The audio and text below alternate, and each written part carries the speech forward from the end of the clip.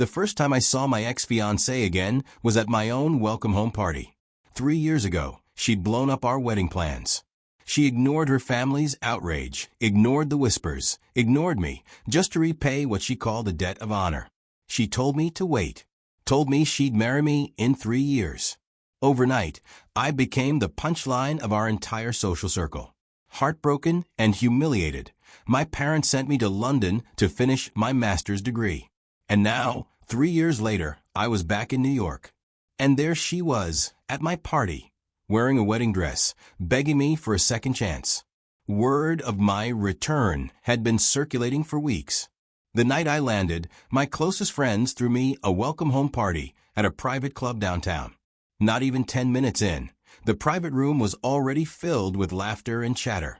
Leo Carter, one of my best friends and tonight's host, leaned in close, holding up his phone. "Victoria just arrived," he murmured. "Caleb Reed is with her, but he doesn't have clearance to come up on his own." I looked up. Our eyes met. We both knew exactly what that meant. Victoria Vance was my ex-fiancée. Caleb Reed was the man who had supposedly saved her life once. At the time, I'd been grateful. To repay him, Victoria started spending more and more time with him. At first, I didn't think much of it. But then he started appearing everywhere in our lives. She ditched my birthday party for him. She drove miles through a thunderstorm in the middle of the night because his cat was sick. Even when we were in bed together, one phone call from Caleb was enough to make her leave. We fought about it, argued until we were both hoarse. And every time, she threw the same words in my face. "He saved my life, Ethan. I owe him everything. Haven't all those years at Yale taught you anything about loyalty?" Then came our engagement party. Caleb staged a suicide attempt. Victoria ran to his side and left me standing alone in a ballroom full of guests. That night, I became a laughingstock. Now, the door to the private room swung open. The laughter died instantly. It was her, Victoria Vance. She was wearing a stunning red mermaid gown, her dark curls cascading down her back. She looked exactly as I remembered, delicate face, perfect nose, and lips. But it was always her eyes that stood out, almond-shaped, expressive, shimmering with emotion. A poet might have called her a vision of spring wrapped in autumn's grace. Her gaze lingered on me for just a beat too long. Around us, people exchanged glances. Some sneered. Others watched my reaction carefully. I recognized the dress. I'd given it to her. Back then, I loved seeing her in red. Bold, vibrant, confident. It suited her. I showed no reaction. I treated her like an old acquaintance I hadn't seen in years. I raised a hand casually. "Sit." No warmth. No coldness. Just an instruction. For a moment, surprise flickered across her face. Her expression turned complicated, like she wanted to say something but couldn't find the words. She took a seat, forcing a polite smile as she made small talk with the people around her, though her eyes kept drifting back to me. Finally, as if she'd made up her mind, she stood and walked over. She pulled out a small, elegant box and opened it in front of me.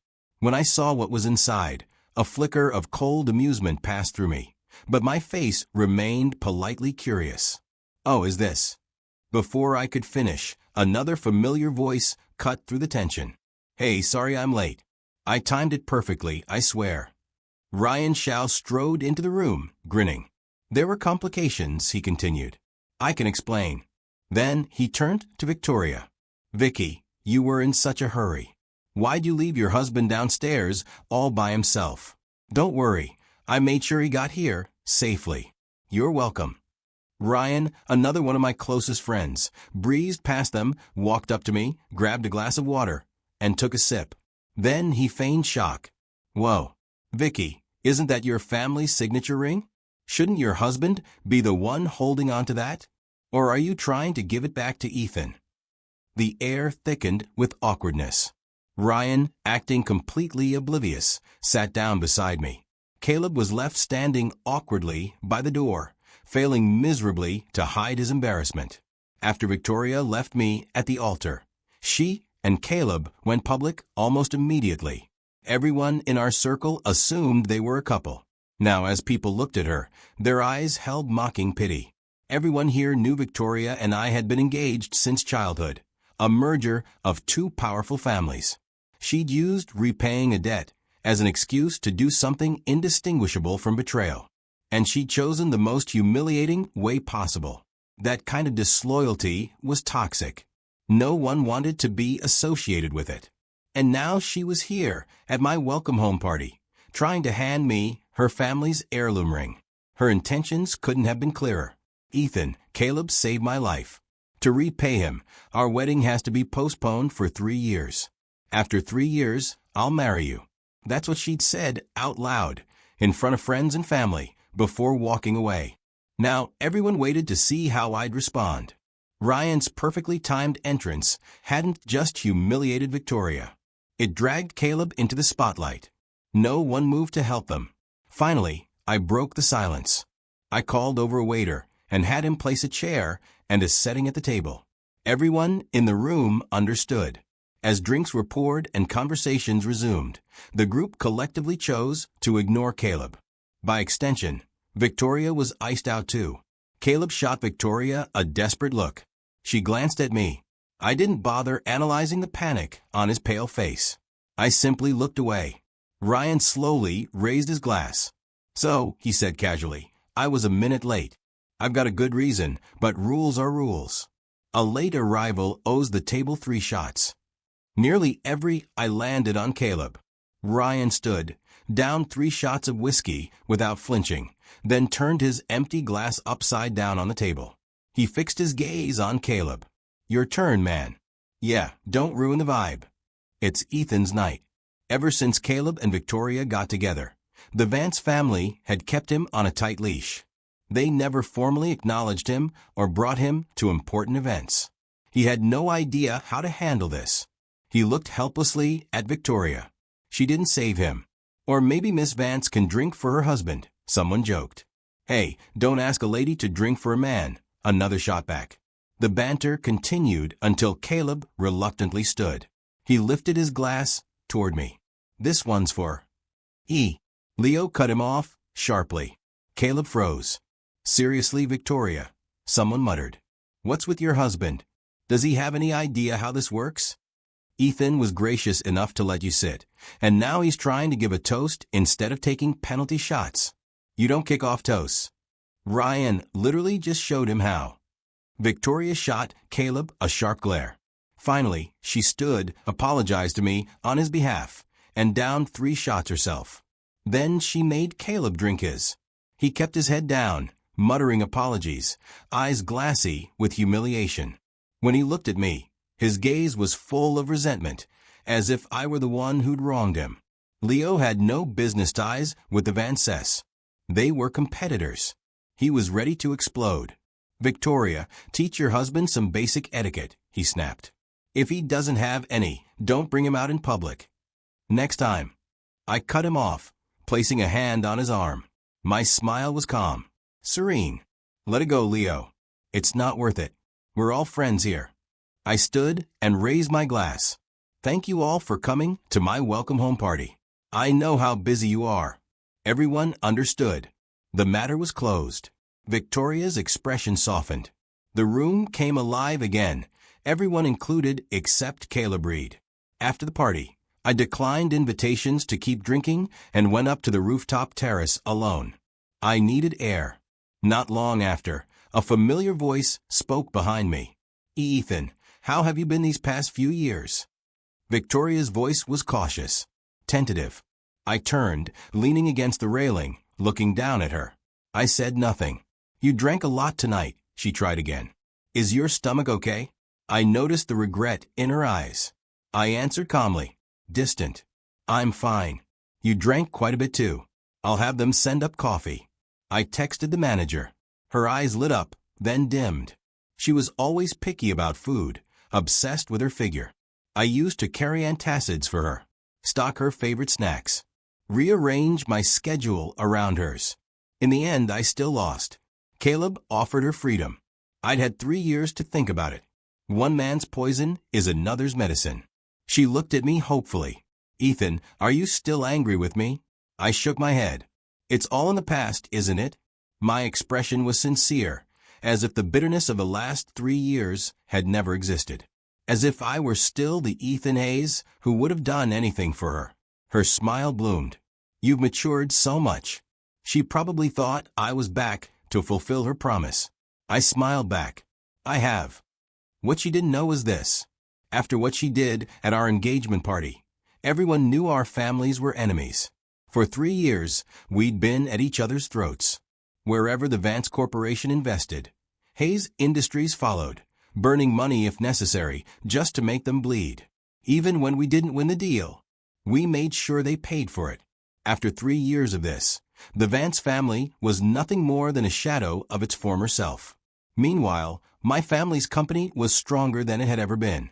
That was why, before returning, I deliberately let the news leak. Invitations flooded in from everyone, all of them framed as welcome home gatherings. I figured Victoria was here tonight to smooth things over. After all, the Vance family could no longer afford to fight us. We exchanged a smile.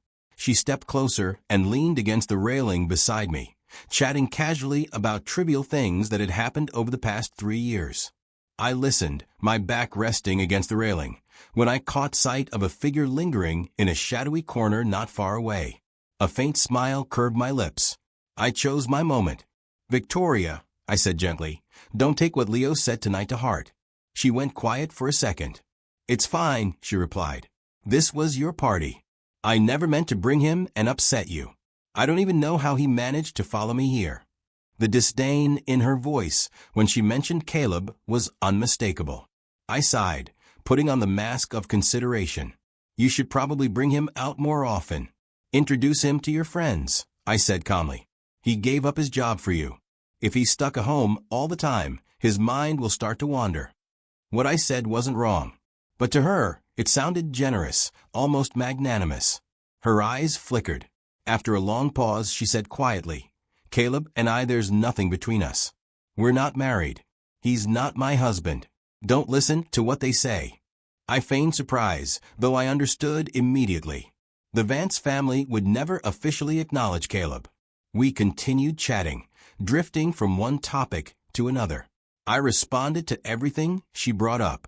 When she tried to hand me her family's signature ring again, I gently pushed it back. Let's wait for the right time. I lifted my head, looking toward the shadowy figure in the distance. A provocative smile spread across my face.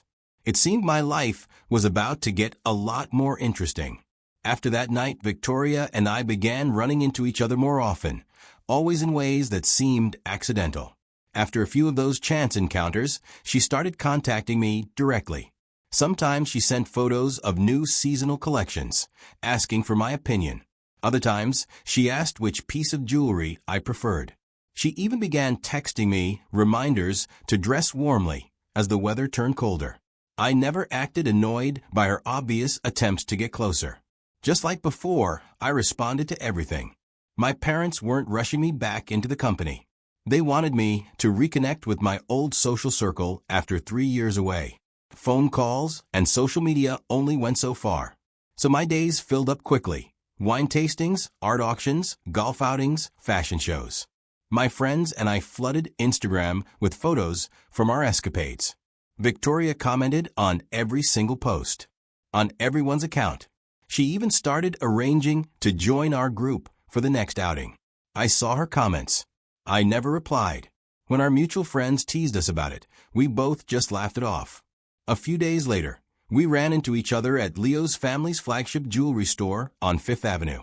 A sales associate was showing me several pieces. Mr. Hayes, these are all exquisite choices for a bride. I nodded. Out of the corner of my eye, I noticed movement. I looked up. It was Victoria. From the joy on her face, I knew she'd overheard the conversation. She was drawing the wrong conclusion, but that was fine. I had no intention of correcting her. Instead, I turned and greeted her politely. Victoria. What a coincidence. She nodded and slipped into the chair across from me. Since you're here, I said casually, why don't you help me choose?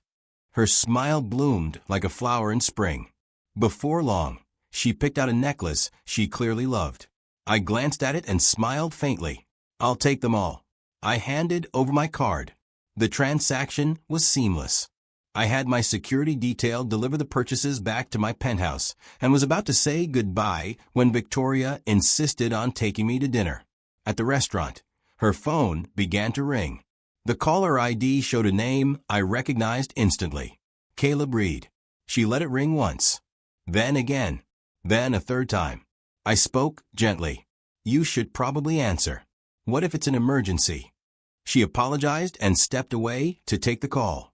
I stopped eating. The food wasn't that good anyway. 20 minutes later, Victoria returned.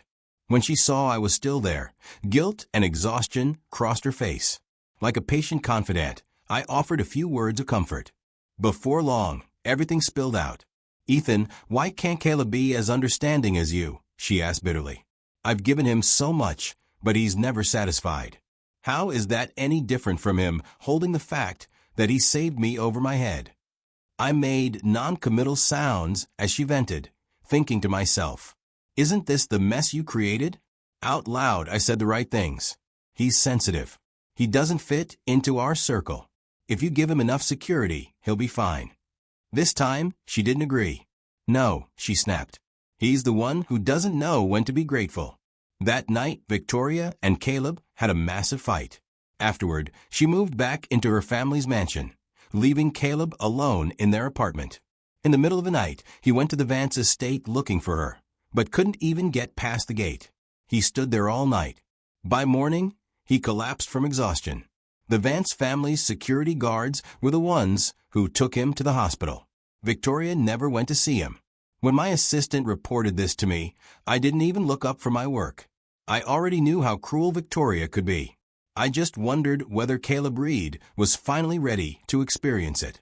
While I was busy preparing for my engagement, the rumor mill went into overdrive. Ever since Victoria moved back home, she'd been making high-profile appearances at every party and charity event. The once unbreakable bond between her and Caleb was clearly cracking. They were seen arguing in public multiple times. He stopped showing up at gatherings altogether. He couldn't even trail her anymore. When Victoria wanted someone gone, she made it happen.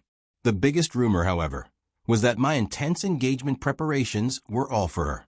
Everyone believed I was finally honoring our 3-year promise. I did nothing to stop the gossip. In fact, I encouraged it. She had humiliated me at our engagement party 3 years ago. Why shouldn't I return the favor? Time flew. Soon, it was the day of my engagement party. Just an engagement, not the wedding. So the guest list was limited to close friends and family. Before my fiancé and I made our entrance, the ballroom buzzed with speculation. Do you think his fiancée is really Miss Vance after all this time? Keep your voice down. It doesn't matter who it is. Just enjoy the show. What kind of luck does the Vance family have? After everything their daughter did, Ethan Hayes is still willing to take her back. You never know.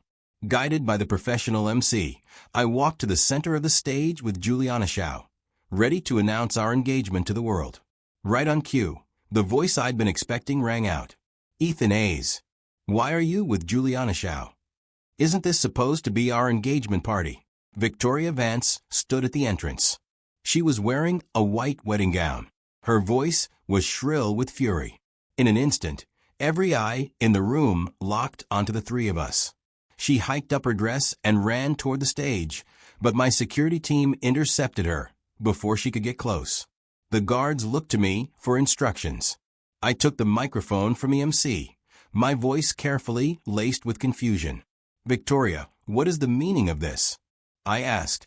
Why are you dressed like that today? It was like throwing a spark into dry grass. The silent ballroom erupted. Oh my God, I knew he wouldn't take her back. Does she really have the nerve to show up in a wedding dress? She wasn't even on the guest list. This is the Shaw engagement party. The murmurs made Victoria's face flush, then drain of color. But her eyes stayed locked on me, blazing. Until Juliana stepped forward. She looped her arm through mine and spoke with open contempt. Victoria, don't tell me you're here to steal my fiancé. Victoria's face twisted in rage. It was no surprise. Everyone knew Victoria Vance and Juliana Shao had been bitter rivals since childhood. Victoria trembled, chest heaving. She looked back at me, tears filling her eyes. Ethan, today was supposed to be our engagement party. Her words dragged memories from 3 years ago into the open. Several guests here tonight had witnessed that disaster, and now they watched us with the hungry curiosity of spectators at a drama. I let out a short, sharp laugh. My gaze swept over her, from her head to the hem of that ridiculous dress, my expression dripping with disdain. Then I turned to Juliana. My eyes softened instantly. The contrast was unmistakable. Before I said another word, everyone in the room already understood. Everyone except Victoria. I decided I'd wasted enough time on her, especially on what was meant to be a happy day. Miss Vance, I said coolly, our engagement was broken 3 years ago. We agreed to go our separate ways. Are you here today to make a scene and humiliate me again? The words broken engagement drained all color from her face. She snapped, lunging forward like a cornered animal. My security caught her easily. When did we break it off? She screamed. We never did. That was when my patience finally snapped. My voice turned to ice.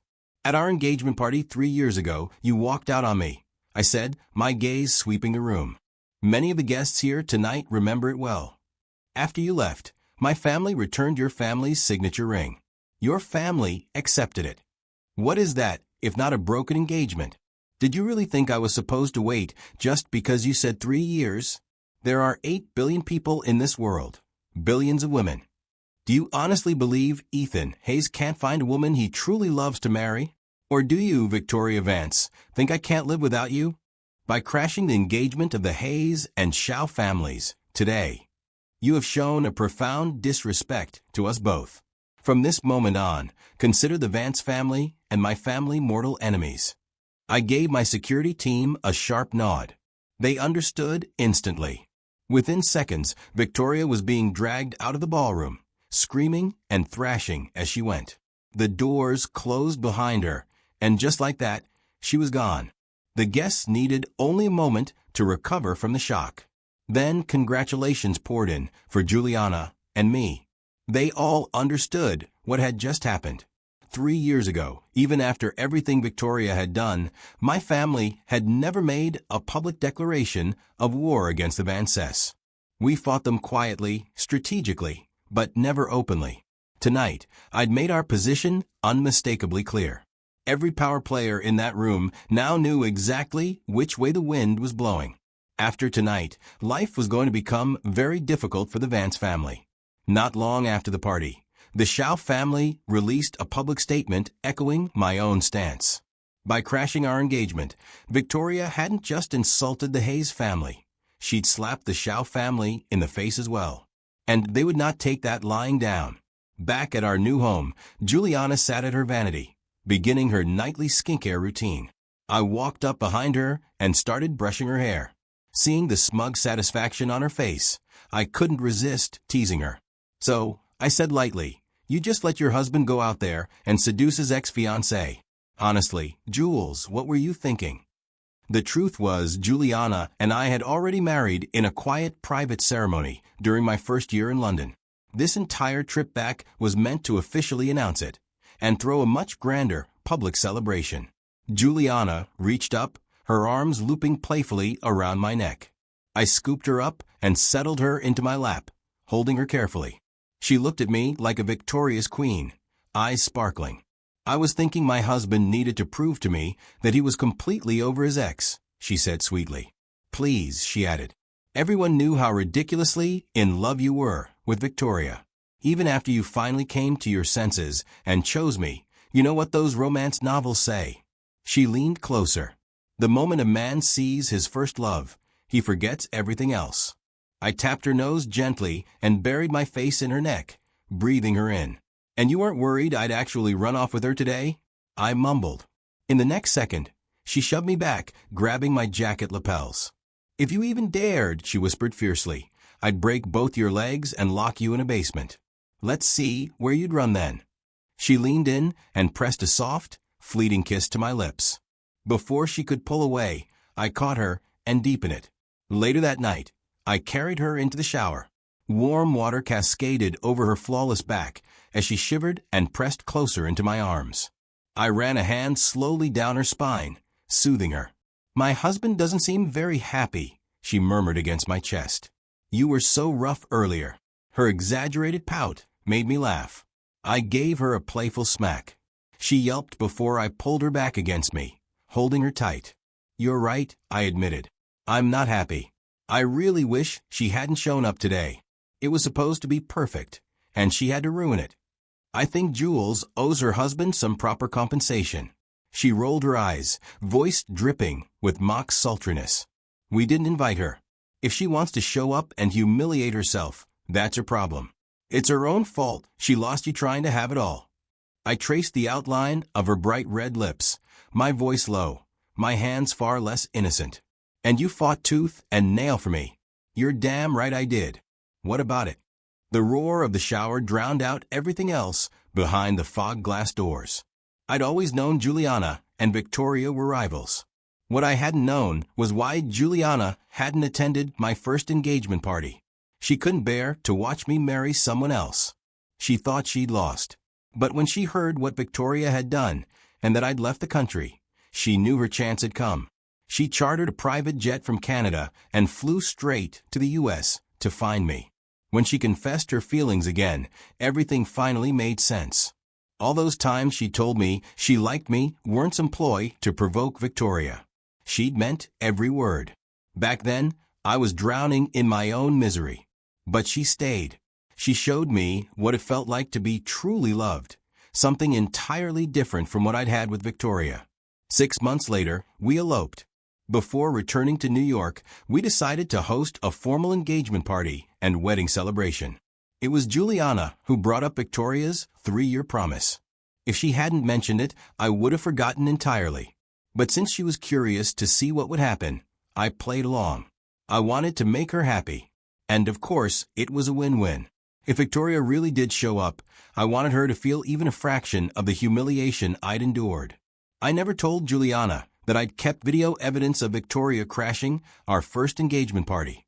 I also made sure Caleb was delivered right to her doorstep, along with his entire parasitic family. After the party, Victoria fell into a deep depression that lasted nearly a month. When she finally learned that Juliana and I had been married for years, she reportedly destroyed everything inside her family's mansion. Only then did she understand why Juliana's brother, Ryan, had so pointedly dragged Caleb into the spotlight that first night. I also had my people give Caleb some helpful advice. 2 months after my engagement party with Juliana, Caleb and Victoria rushed into marriage. He posted a photo of their marriage certificate on Instagram for the world to see. Juliana scoffed when she saw it. "So cheap," she said coldly. "That's her true love? I feel sorry for all the years you wasted. Do you think she's doing this just to provoke you?" I smiled and pulled her close. "You're right. My life was miserable back then. Luckily, my wife came along and saved me. And right now," I added softly, "I need saving again." She slapped my hand away playfully and darted off like a startled rabbit. But hunters are patient. They always catch their prey. Later that night, I sent a message to my assistant. It was time to unleash Caleb's blood-sucking family. He'd pulled Victoria from the water after a boating accident. She used that debt to lift him out of his miserable life. But once Caleb tasted upper-class luxury, he never wanted to leave. He cut ties with his family, completely using Victoria's influence. Unfortunately for him, life among the wealthy isn't forgiving, especially for a man who marries in. He brought nothing to the table. He couldn't produce an heir.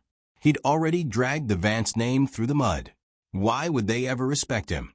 As Juliana predicted, their marriage was partly fueled by spite toward me. Afterward, Victoria dragged Caleb to every event I attended, putting on exaggerated displays of affection. They were ridiculous. But to Caleb and his family, those performances meant Victoria truly loved him. When he received no respect from the Vances, Caleb took out his frustration on Victoria. Eventually, she stopped coming home.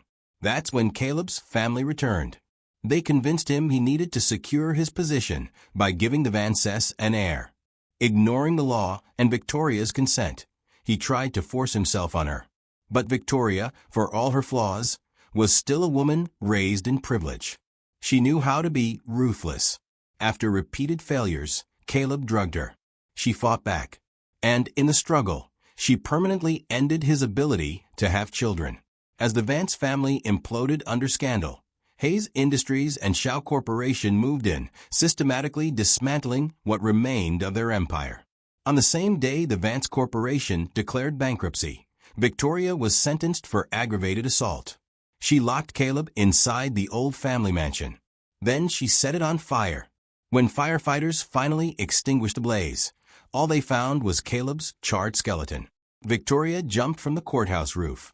I scrolled past the news on my tablet, irritation flickering across my face. "I'm trying to read about how to take care of my pregnant wife," I muttered to the empty room. "These damn apps need to stop pushing trash like this. I don't want anything upsetting her."